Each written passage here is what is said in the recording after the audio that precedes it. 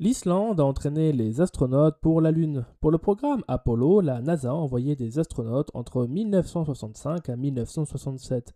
D'ailleurs, vous pouvez vérifier cela à Husavik où il y a un monument qui porte les noms des 32 astronautes. Et il y a même un musée là-bas qui retrace cela.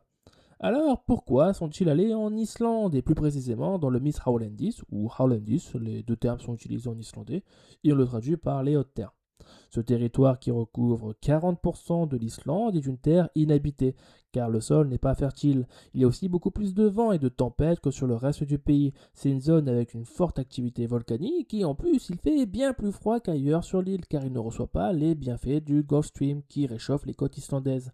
Mais c'est pour cela qu'on l'a choisi, car il fallait entraîner les astronautes à faire des recherches géologiques, ainsi que vivre une situation proche de ce que serait l'expérience sur la Lune.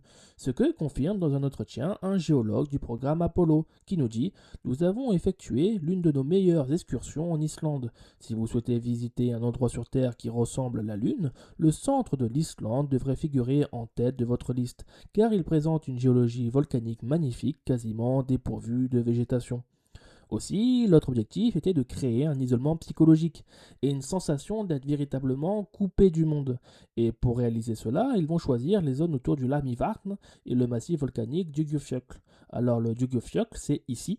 Et en islandais, il signifie les montagnes du volcan bouclier. Alors un volcan bouclier, c'est le terme scientifique français pour désigner un volcan très large et plutôt plat, qui est formé par une lave très fluide et qui s'étale très loin autour du cratère, ce qui lui donne une forme semblable à un bouclier, comme pour le piton de la fournaise en Réunion. Ils sont allés plus précisément au Drekagil, qu'on peut traduire par le ravin du dragon. C'est un canyon avec des formations de lave solidifiées qui lui donnent cette forme. Et vous pouvez aussi aller voir la cascade qui fait 30 mètres de haut, le Drekafoss, littéralement la cascade du dragon.